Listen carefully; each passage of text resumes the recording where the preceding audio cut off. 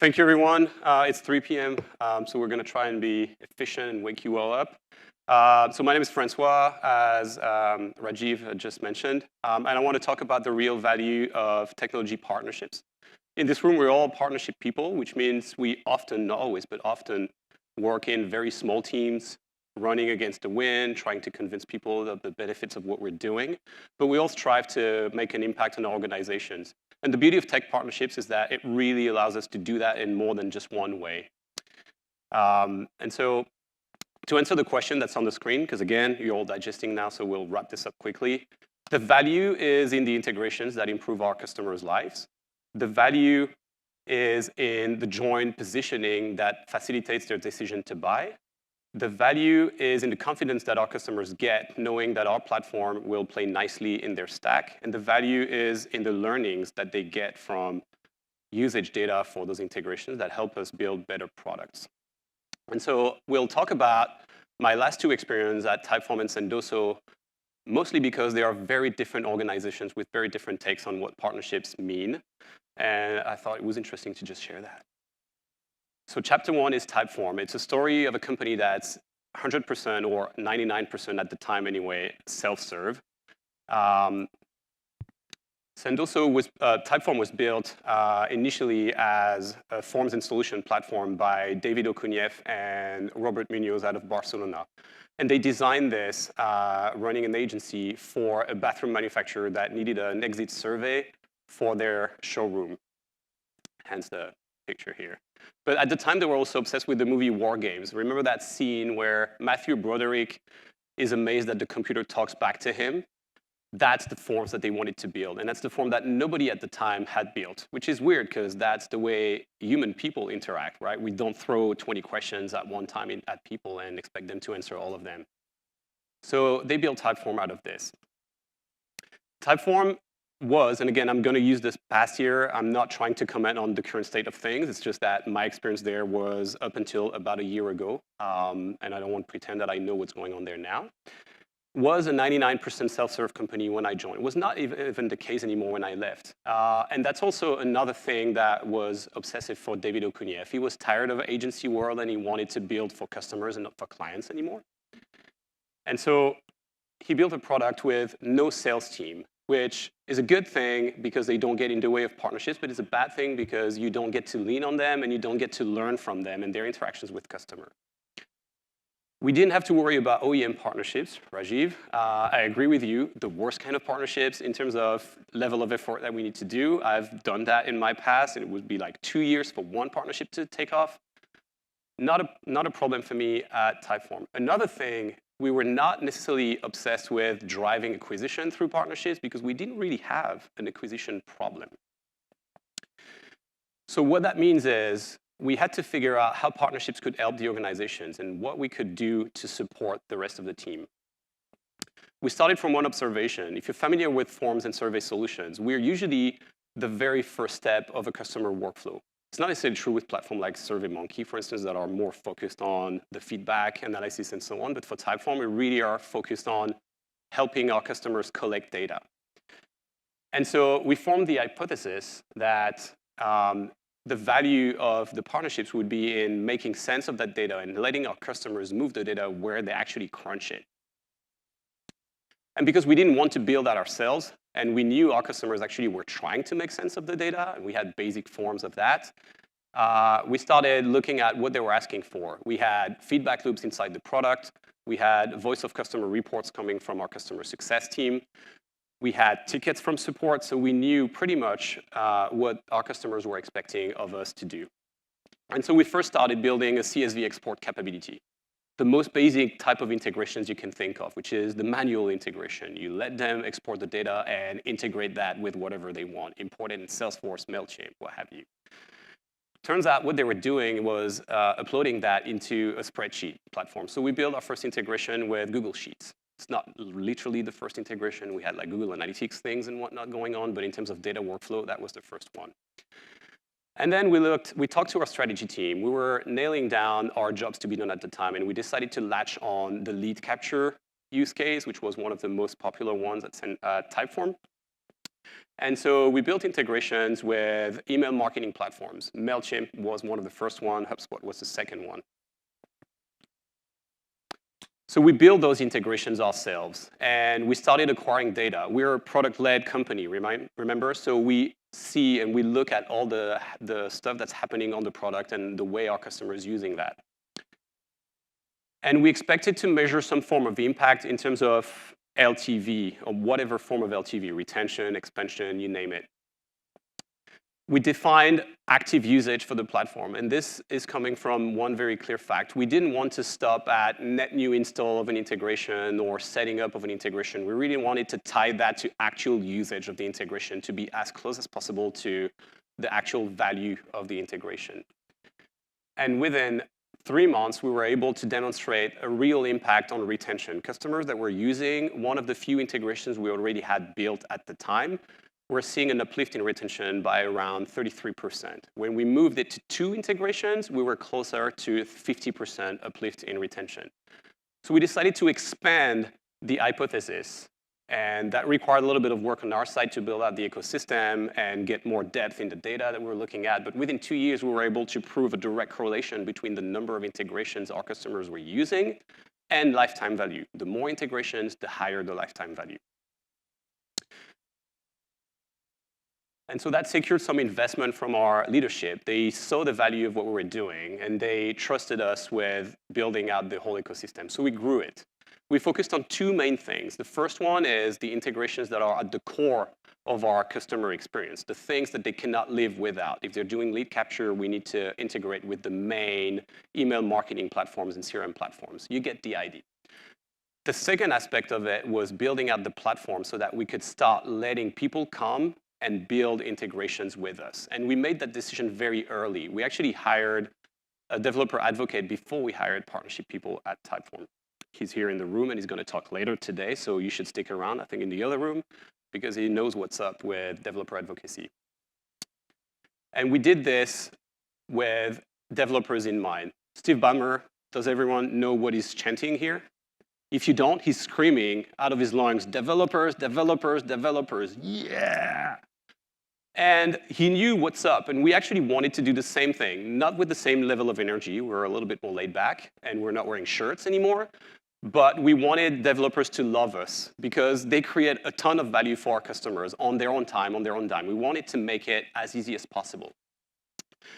And to do this, we built 2 things in parallel. First, the partner program. This is one of many prioritization frameworks for product people. Most of them involve a component around business value or potential of acquisition, usage, and so on, and a component of complexity and effort to build. This is one of them. Business value is on the y-axis. This is something that we drove with the actual partner program, what makes it enticing for us, what makes it valuable for partners to build with Typeform.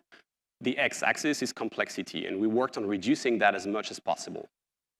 We wanted to own the quick wins quadrant of all of our partners exploring potential partnership with us. So how do we do that? First, we know what's a good developer experience because we are building integrations ourselves at the time. So we know what to do, what not to do, and we want to make it as friendly and fun as possible.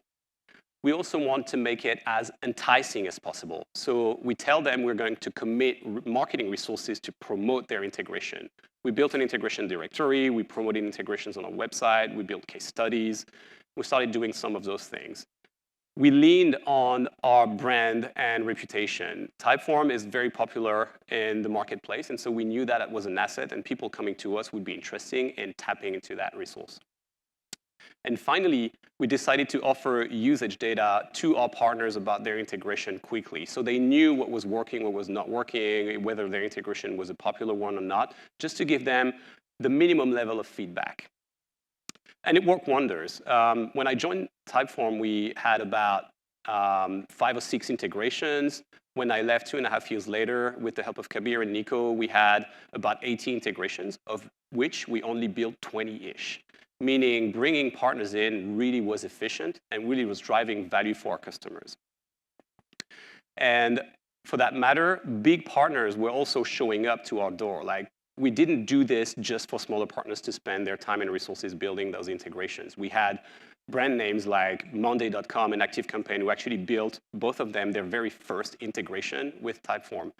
And when you ask them the reason they did this and they chose Typeform first is the business value for once, but most importantly, because we were the easiest to build with.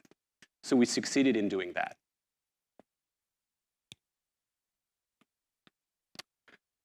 Couple of lessons from those years. First, it's important to define together what we will measure. And by together, we mean all the teams that we're going to lean on, because we're committing marketing resources to our partners. We need to make sure that marketing people know why they're doing this. So we want to align on metrics that also serves their business goals.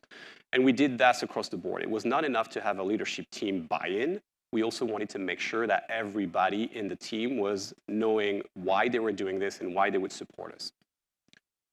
Secondly, keep your eyes open. There were some unexpected wins in there that we didn't really build for, that we didn't really care for initially.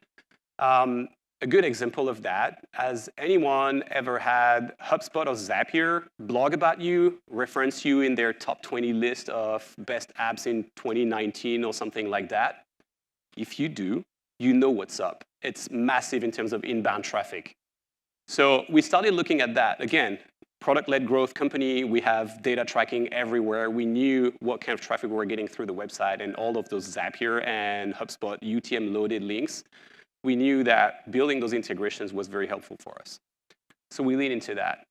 Finally, vocabulary matters. Words are ever so important in defining a strategy with execs. A good example of that, we were building an integration ecosystem. The public outlet of that was the integration directory, which we called Marketplace.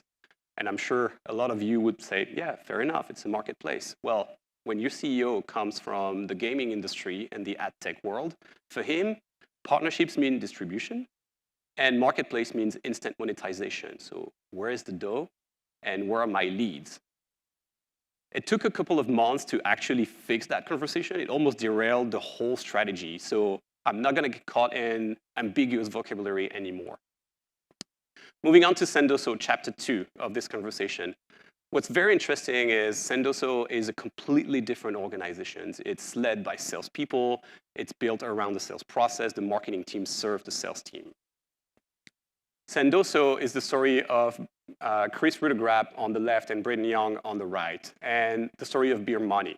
Chris was a rep at TalkDesk at the time, and he found his way into the swag group. He figured out that if he was stealing a bunch of hats and t-shirts and sending them to his prospects that were reluctant to book the demo or sign that damn deal, he would get a tremendous success, and it would accelerate and build his own personal success within the company. It pissed off his marketing team. They were at him because he was wasting those precious swag items that were reserved for events. On top of that, execution was a nightmare. Between boxing things up on his own time, running to the post office, tracking the benefits of sending something to someone was really a nightmare, but it really worked for him. So he dreamt of a better way of doing this, and he spent $5,000 on Upwork to hire some guy to build a Chrome extension that would send coffee e-gifts on top of Salesforce for his prospects, called Coffee Sender for Salesforce, the ancestor of Sendoso. And he did this for Beer Money again, right? Between 10 and 20 of those cents a day would make him enough to go out on a night and get a couple of beers with his buddies on weekends for free-ish.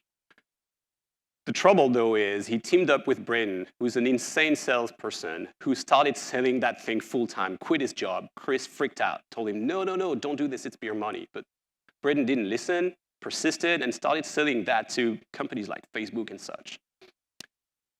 So it worked. Today, Sendoso is sending millions of items to our customers' contacts a year, and everybody is talked about using that kind of product to really reinforce building deep relationships with their customers, prospects, employees, you name it, partners for that matter.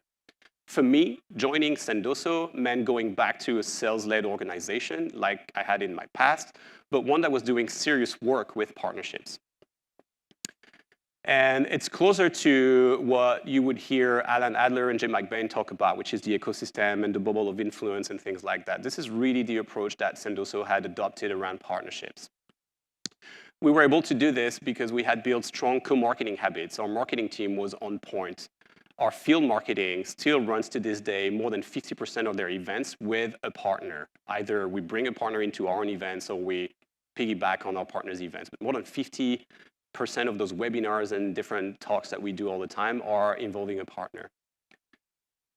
We developed proven co-selling playbooks that really baked in the partnerships in our sales culture. And shout out to Brian, who set this up before me, my predecessor. We have excellent influence tracking in Salesforce. It's not advertised enough in the company, and that really is the only grudge I have with this. Lesson 1 at Sendoso. Working on the ecosystem gives us tremendous freedom to venture out of the format that the whole company is following and the focus points that make part of the biggest strategy items in the company. We can explore and we can experiment. We are allowed to do that because we're, after all, a small team. We're not consuming a lot of resources. If we can bring in the right partner that builds that integration that will target that one persona that the rest of the company cannot afford to spend any bandwidth on, we're actually helping the company at very low cost. To do this, we need to nail the partner program to really bring in our partners. And this is something that I learned at Typeform. We absolutely also make things easier for our product and engineering teams to innovate because we focus on building a stronger API and promoting it internally. When I joined Sendoso, we had a public API. We had one partner that had built an integration. Our own teams didn't even know we had that API. So we got to work on promoting it. Our own team started using it on hackathons and things like that and started creating awesome projects that are going to make it to the roadmap. Lesson 2, co-selling, when enabled by co-marketing, emphasize that last point, absolutely works. This is something that I wished I knew when I was at Typeform, but I'm glad I know now. In terms of numbers, north of 35% of the deals that we close are related to partner influence in one way or another. And that compares to about 15% of the total pipeline that has partners involved, which means opportunities that involve a partner close at a higher rate. We attribute about 15% of our pipeline to partners in one form or another. Again, attribution is kind of rocket science. My CMO and I still go at it and fight with each other on what that really means for us. But if you try to stay cool about it and look at whether you actually generated a net new opportunity that you are the absolute lead source for, or whether you actually moved an old opportunity from dead stage to qualified because a partner brought you up in a conversation, that's the kind of stuff that we attribute ourselves, 15%. More importantly, the deal size increases radically when a partner is attached to a deal. And for us, it's between 250 and 350% on a good quarter. And if you tell the sales rep that, they will wait in line to get your help and find a partner because they will hit quota faster. And because we need to work with our sales team, we need to show them those numbers. We need to be voices internally. We need to tell them all the time that such and such had great success closing that deal because Sixth Sense, Outreach, Salesforce, whoever helped by either promoting Sendoso to our prospect or strategizing together or even connecting our AEs with the other side's AM to actually get access to some contact in the account. We need to make it as easy as possible for them. Sales reps don't have any bandwidth to waste. They're chasing numbers, so you need to facilitate their life as much as possible. Companies like Crossbeam and Reveal have made that easy with awesome Salesforce widgets and Slack apps, but we still need to sit down with them and do the work together, make the introductions to the partner, bring them into the shared Slack channels, and so on.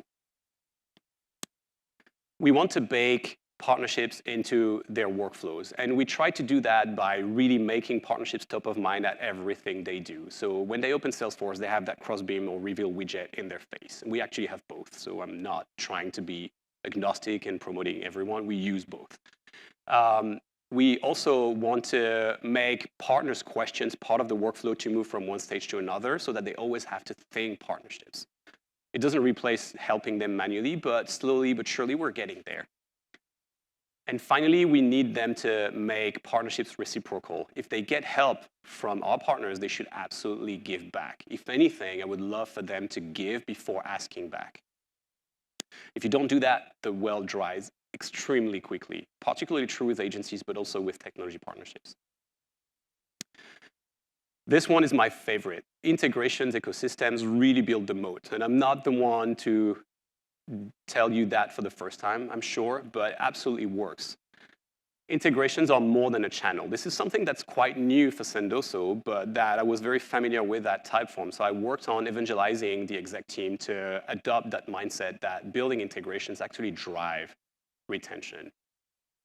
It requires us to understand our ICP well so that we can build the right stuff for them. But when we start getting the ball rolling, we also learn a ton from the usage to refine our ICP. So it really helps the strategy team as well. On top of that, obviously, it improves our customers' experience. It makes their lives easier as a customer. We remove any friction through integrations. If you don't have a great UX, fine.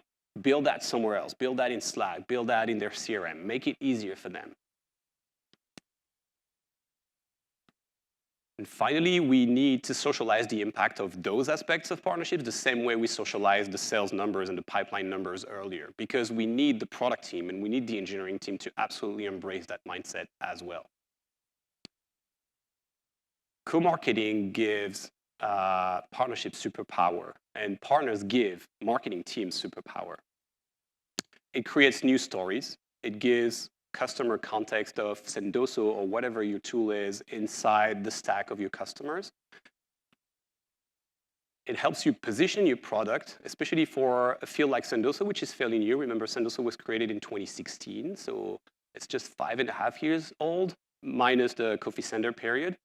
So gifting and sending as part of your marketing and sales outreach workflows is still a new thing. So positioning that in the ecosystem through relentless co-marketing with your partners really help your customers figure out what you're talking about when you bring the topic to them.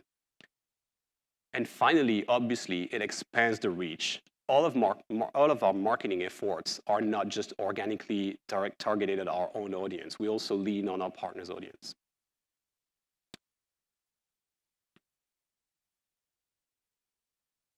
All right, it's not working. I think it was the last slide. It was the last slide. So over the last couple of years, I've really spent a lot of time learning and advocating for integration platforms. I actually was able to demonstrate to my C-suite the impact of partnerships beyond the channel. Integrations drive lifetime value. Integrations absolutely drive pipeline. Integrations also give marketing teams tools to get richer and better at what they do. So I will continue asking myself, what can I do with my partners today to help my customers' experience improve? And how I'm going to make my partners more successful with this? How is it going to make my own team and my personal career more successful because of that? Thank you. Wow, that's an amazing two contrasting stories, right? So where we saw where a company was led with pure product-led sales motion and how integrations help there, and Sendoso with a pure sales-led motion, how integrations and partnerships are really helping them grow. Questions? I know there's a lot.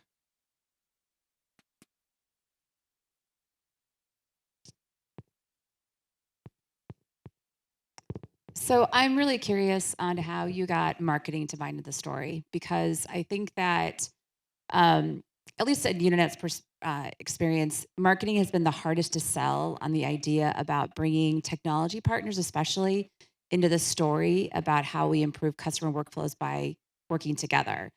Resellers and implementation partners, what they bring to the table seems to be easy because it's an easy hook for marketing. So I'm just wondering how you sold marketing on the co-marketing angle and bringing technology partners more into into Sendoso's story. By the way, we use Sendoso. We think it's wonderful. Thank you. So at Typeform, it was actually pretty easy. You just show what the HubSpot and the Zapier links bring in terms of leads, and they're like, all right, I should be involved with this. I should drive the messaging. I should work with HubSpot and Zapier to plug the right keywords in that conversation. So you show them the value of it. You actually grind yourself and do it personally, and then they will show up because they will see the impact of that. At Sendoso, partnerships were part of the culture because the company was built, remember, around that Salesforce widget for Coffee Sender. So we had that culture of partnerships baked into the company. That said, the team that preceded me actually built that practice as well. When I joined, I was actually amazed to see that marketing team would reach out to me saying, can you speak at that event? Can that partner show up? Can you co-sponsor this? Can we offer to sponsor the Gong conference, the HubSpot conference, and so on? Whereas at Typeform, I had to drag them into those calls. So again, the Sendoso part was pretty much all cooked when I joined, so I didn't have to do much on that. We see the value of that, and we see the value of expanding our market by talking to companies that work with us. The product marketing aspect of it, though, is still a little bit underbaked, and we're trying to improve that because the joint case studies or having integrations mentioned in every case study really helps our customers or prospect understand what we're doing rather than being sending platform on its own. Thank you so much. This is so interesting. So my question is, you had mentioned a co-selling playbook for partners. I think that's really interesting. Can you tell us some more about what's in there? Yeah, so there's not one thing here. It probably morphs around each and every individual partner, but there are a couple of things that we do systematically. First of all, we do account mapping with one of the platforms that I mentioned earlier. I've mentioned them enough, so I'm going to do that again. To understand how much customers we have in common, how much prospects we have that are their customers, and so on. And we try to teach our own teams to use that as a resource. If you're working an opportunity with company A, look at Crossbeam, look at Reveal, figure out whether there's a partner that you can tap the shoulder of and learn more about the account, or even have them whisper in the ear of the customer for you. That's part one. In terms of implementing, we set up Slack channels with all of our partners, almost all of our partners. In that Slack channel, what we do is we pin a Google Doc that we work on with my counterparts on the other side of the table. So I will have my partner give some pointers about how to position their products so that our AE, when they look at that, they know exactly what to use, and they just copy paste and send that in an email. SDRs do that very well as well. We plug in links to case studies and so on that mention the partner so that they have that toolbox. On top of that, we sometimes run specific programs to SPIF partners. It's hard to compensate them financially, but we're sending platforms, so we gift our partners. Every time we get help from a partner, it's like an unofficial thing. We give them something so they know that we're good for it and that it's a pleasant experience to actually help a Sendoso rep. But it really comes down to good salesmanship and building relationship with the partners. The hardest part is dragging the salespeople into those conversations, really.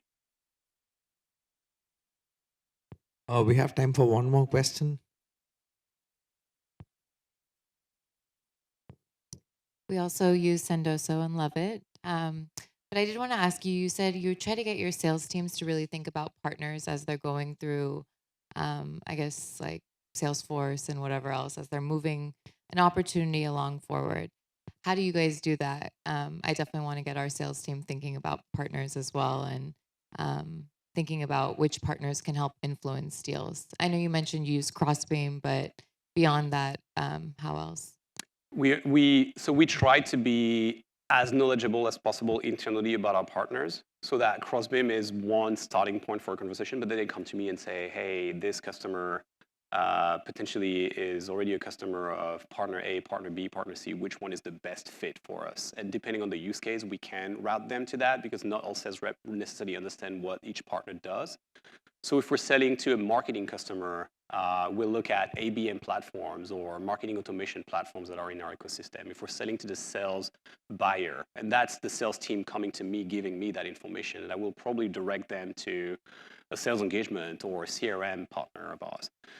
So we try to be as knowledgeable as possible. And then it really is just about trying to relentlessly explain to them that they're doing this for themselves personally. Like, they are individually going to be more successful doing this. So it's about promoting those numbers that I was talking about, using the successful sales rep as champions to have them tell their own stories, which is way more efficient than me doing it, for instance.